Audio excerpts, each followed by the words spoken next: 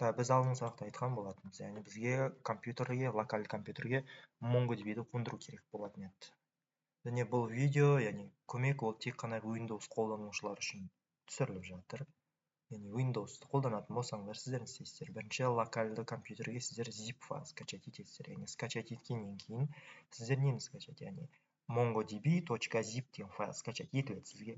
Сіз оны не істейсіз? Zip файлын аласыздар да, оны архивировать етесіздер, яғни разархивировать етесіздер. Яғни оның ішіндегі файлдарды сыртқа шығарасыздар. Архивтан просто сыртқа шығара саласыздар.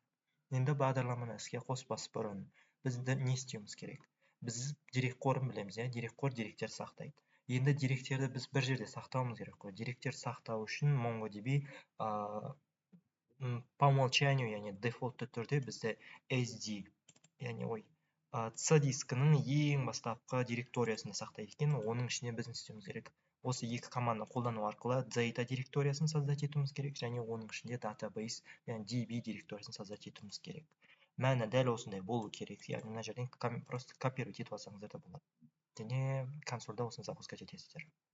Және MongoDB-ді қосу үшін сіздерде жаңа қондырылған және архивтен шығарылған файлдың ішінде бізде MongoDB.exe файлы бар. Ол бізде бинарлы директориясында, яғни bin директориясында орналасады.